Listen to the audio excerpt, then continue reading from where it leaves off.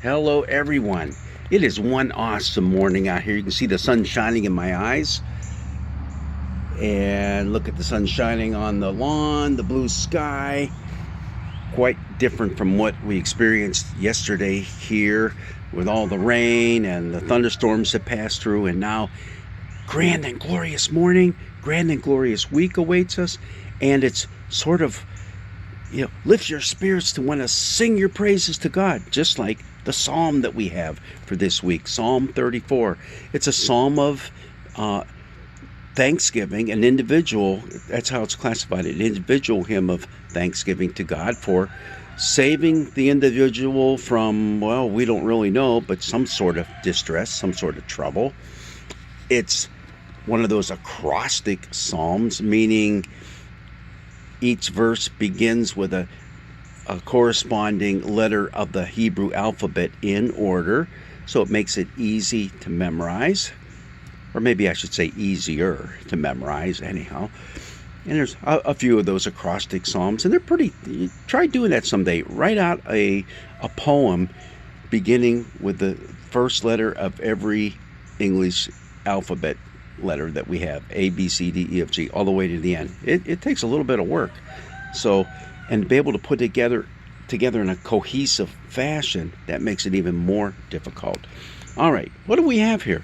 It's kind of a familiar psalm, some of the words. I will bless the Lord at all times. His praise shall continually be in my mouth. Whose mouth? Well, remember we always talk about these superscriptions. That's the little description of the psalm that is written at the beginning of the psalm. Most likely it was added by a later editor who was trying to link it up with some historical event in the life of the people, but most specifically in the life of King David. And so this one reads, of David when he feigned madness before Abimelech, so that he drove him out and he went away.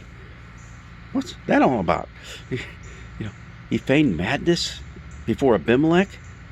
So it's kind of hard to understand because there's no mention of that anywhere in the scripture. But there is mention of an Abimelech, but he was a priest during the time of David, and David never acted like he was crazy in front of him, but he did act like that in front of another king, Achish, who was a Philistine leader. Why would he have done that? Well, at the time, David was fighting with Saul and was basically running for his life from Saul. Saul wanted to kill him. So he ran to the Philistines, who were the enemy, sort of.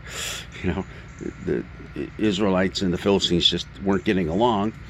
And he bumped into the king Achish, and David goes, oh man, he's going to recognize me, and then he's going to blow the whistle, and Saul's going to come and get me. So he acted like he was crazy. He was out of his mind. And Achish just said, get out of here. Come on. I can't be bothered with you. That's what we think is behind these words. Not really sure. But it really doesn't matter because the words are fitting for anyone who's gone through difficult times in their lives. I'll bless the Lord. And now, because I've been pulled through this difficult time, I will bless the Lord at all times. My soul makes its boast in the Lord. Magnify the Lord with me. You see, all those things are coming out. It's begging us now to enter into this time of praise and a time of worship. And why is it? Moving on to verse 4, I sought the Lord, and he answered me. He delivered me from all my fears. And then you see a little bit later, it says he saved me from every trouble.